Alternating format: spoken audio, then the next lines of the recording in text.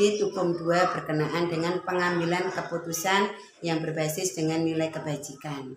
Perkenalkan Bapak Sekolah SD Tukum 2. Perkenalkan, nama saya Satipan, Kepala Sekolah SD Negeri Tukum 2, Kecamatan Tukum, Kabupaten Lumajang. Bapak, hari ini saya akan mewawancari Bapak. Sebelumnya saya mohon maaf karena sudah mengganggu waktunya. Ya, tidak apa-apa. Ini kita bincang-bincang rileks saja tentang pengambilan keputusan. Pertanyaan pertama yang ingin saya sampaikan, selama ini di sekolah Bapak pernah enggak untuk permasalahan yang termasuk permasalahan itu di dunia etika ataupun rujukan moral gitu? Saya kira di setiap lembaga yang namanya masalah itu ya pasti selalu muncul ya. Nah, kita akan menangani sebuah lembaga itu yang jelas pasti itu masalah-masalah itu sangat banyak terkait dengan siswa, terkait dengan ya guru-guru, ya, kedisiplinan dan lain sebagainya. Tentunya banyak sekali. Selama ini Bapak menjalankan program pengambilan keputusan di sekolah itu terutama untuk kasus-kasus yang memiliki kepentingan sama-sama benar atau sama-sama mengambil nilai kebajikan itu bagaimana? Contohnya ya, satu contoh misalnya ada keputusan dari atas misalnya, kemudian ternyata di bawah keputusan itu tidak bisa dilaksanakan dengan baik karena ada kepentingan yang lain ya, mungkin karena yang itu sebetulnya juga dibutuhkan oleh anak. Salah satu contoh misalnya terkait buku LKS atau ya, untuk LKS memang tidak diperbolehkan ya Pak. Berarti ini termasuk problem juga nih, termasuk dilema juga. Di satu sisi kita menggunakan itu anak-anak juga lebih efektif dalam belajarnya. Di satu sisi karena peraturan tidak boleh menggunakan. Begitu ya Pak. Terus dari kasus yang Bapak hadapi itu langkah-langkah atau prosedur seperti apa yang biasa Bapak lakukan selama ini? Langkah awalnya ya untuk saya supaya lebih tahu bahwa ternyata aturan itu tidak berjalan, saya turun ke lapangan, kemudian melihat melalui pengamatan masyarakat, kemudian juga kadang dari kawan-kawan guru laporan. Baru setelah itu saya mengambil kesimpulan terkait dengan keberadaan sesuatu itu yang sebenarnya sudah aturannya dilarang. Hal-hal apa saja yang selama ini Bapak anggap efektif dalam pengambilan keputusan itu bahwa untuk masalah penggunaan LKS itu? Saya kira yang pertama saya memberikan kawan-kawan untuk mengkaji aturan itu dari sisi hukum, memahamkan dengan argumentasi yang bisa memahamkan kawan-kawan sehingga kawan-kawan bisa menerima. Ada lagi Bapak, ini hal-hal apa saja yang selama ini merupakan tantangan. Jadi pada waktu Bapak sudah mengumpulkan teman-teman rekan sejawat itu kan pasti ada tantangannya karena di sini pasti ada pro dan kontra tadi yang berhubungan dengan LKS tadi itu. Jadi tantangan yang Bapak hadapi itu apa? Yang sangat ini menjadi masalah ini adalah kadang ini memang dibutuhkan oleh kawan-kawan untuk mengembangkan anak-anak untuk LKS itu, menambah wawasan anak-anak, memudahkan tugas-tugas yang diberikan oleh kawan-kawan guru. Ini yang menjadi tantangan. Tapi yang menjadi prinsip kami tetap bahwa hal-hal yang sifatnya ini adalah mungkin pribadi ya, itu lebih saya abaikan daripada pada aturan yang memang harus kita ikuti gitu. Iya. Berarti Bapak tidak pernah meninggalkan yang namanya 3 prinsip pengambilan tadi, termasuk 4 paradigma ya Bapak ini untuk mengambil keputusan, karena ini harus mementingkan kepentingan orang banyak, tidak boleh mementingkan kepentingan individu ya Bapak ini. Ya, jadi kalau seperti itu kedepannya juga akan lebih mudah untuk menjalankan semuanya. Jadi kita tidak akan ada panggilan-panggilan darurat seperti itu ya Pak. Intinya ya memang kita harus patuh pada aturan yang memang sudah ditetapkan. Walaupun itu kadang nanti kita harus bijaksana ya, karena di apa ya, di bawah juga kadang yang dilakukan itu juga mengandung kebenaran yang mungkin dari sisi ya mungkin kemanusiaan, yang mungkin kasihan, walaupun kadang harus ya kita sikapi dengan bijak. Dan di sisi lain ini kan juga merupakan tambahan kerja Bapak Ibu guru nih untuk membuat modul ajar, untuk membuat bahan ajar juga, karena sudah tidak ada LKS itu ya Pak. Terus dalam pengambilan keputusan itu, apakah Bapak membutuhkan waktu atau membutuhkan jadwal tertentu biar keputusan ini bisa diambil dengan bijak? Itu bagaimana Bapak menyikapinya? Kalau jadwal mungkin ya tidak secara secara detail ya terjadwal, tapi kalau waktu selalu saya luangkan, karena permasalahan itu kadang munculnya tiba-tiba dan perlu penanganan yang segera. Satu contoh misalnya ketika kasus-kasus ini ya, kok dengan tidak adanya LKS akhirnya kawan-kawan itu butuh mempersiapkan mobil aja, dan itu kami akan segera mengambil langkah memandu dengan perencanaan pembelajarannya bagaimana membuat mobil aja, membuat LKPD. Biasanya Bapak mengumpulkan untuk teman-teman untuk membuat LKPD, untuk membuat modul ajar, bahan ajar, itu di saat pada waktu hari efektif pembelajaran atau membutuhkan waktu tertentu? Nah, ini saya lakukan ketika di jam dinas ya. Jam dinas misalnya akhir pekan, Sabtu ya, ketika anak-anak sudah pulang. Mungkin tidak merugikan siswa. Ya, jadi tetap segala sesuatunya berpihak pada murid ini. Jadi murid tidak dirugikan tadi ini. Adakah dalam pengambilan keputusan ini,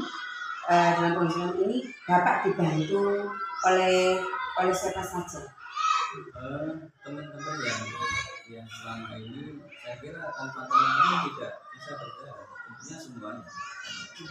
Tapi yang jelas dengan komunikasi yang baik ya, saya yakin ya, semuanya akan mendukung. Semuanya tidak ada yang di anak emaskan ya dalam menyelesaikan masalah ini, karena ini untuk kepentingan saya lembaga ini memang untuk semuanya kedepannya ya, apalagi yang muda-muda ya masalah yang ini lebih punya kepentingan lembaga ini dan menjalankan aturan ini ya, supaya aman-aman saja sekolah. Berarti kolaborasi antara pimpinan dengan rekan sejawat itu memang harus benar-benar ditumbuhkan dan benar-benar harus dipererat ya Pak nih, supaya roda administrasi di lembaga institusi itu bisa berjalan dengan baik. Betul sekali. Ya. Jadi yang prinsip dasar kinerja kita ya akhlak itu salah satunya kolaboratif, itu harus kita tumbuh kembangkan sehingga menjadi kekuatan tim ya lembaga kita itu tidak tergantung pada beberapa hal. Jadi luar biasa nih Bapak nih. Ada satu lagi Bapak pertanyaannya dari bincang-bincang kita pada pagi hari ini mungkin Bapak bisa menyampaikan pembelajaran apa yang sudah Bapak petik dalam pengambilan keputusan ini. Dari permasalahan yang saya sampaikan tadi, pembelajaran yang bisa saya ambil satu, bahwa kita itu harus loyal pada pimpinan kita itu adalah atasan kita sampai ke atas ya, mulai dari kepala sekolah, korwil, kepala dinas, dan peraturan itu menjadi panduan kita di dalam menjalankan tugas kita. Yang kedua yang bisa kita ambil adalah bahwa kita dalam lembaga itu harus komunikatif,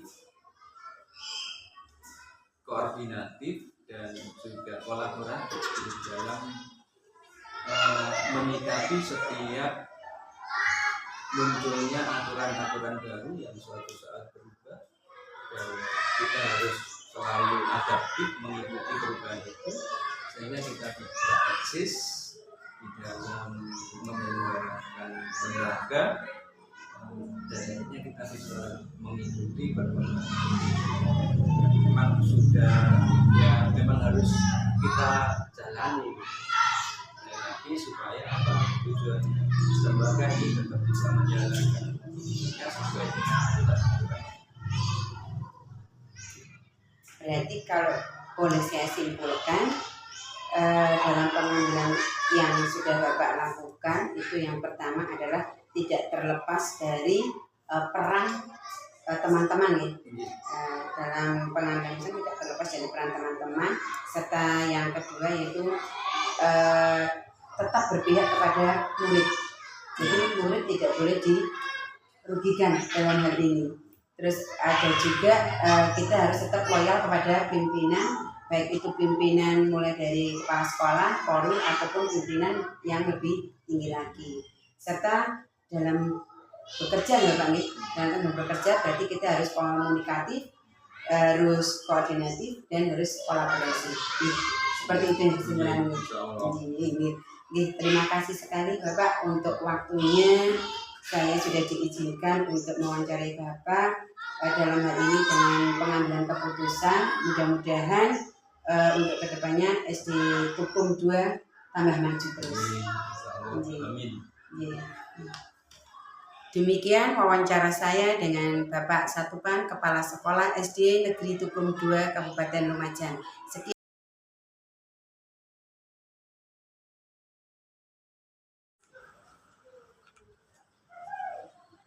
Assalamualaikum warahmatullahi wabarakatuh. Perkenalkan, saya Eni Susilowati, CGP Angkatan 10 dari Kabupaten Lumajang. Hari ini saya akan mewawancarai Ibu Kepala Sekolah SMP Negeri 1 Tikung berkaitan dengan pengambilan keputusan. Saya perkenalkan Ibu Kepala Sekolah. Monggo Ibu. Mohon izin memperkenalkan diri. Saya Uswatun Hasanah SAG MPDI, Kepala Sekolah SMP Negeri 1 Tekun Kabupaten Lumajang. Dalam kesempatan kali ini diwawancara oleh CGP dari sekolah kami. Terima kasih. Ibu, saya mohon maaf mengganggu waktunya sebentar. Saya mau mewawancarai Ibu berkaitan dengan pengambilan keputusan yang pernah Ibu lakukan di sekolah ini atau di SMP Negeri 1 Tekung.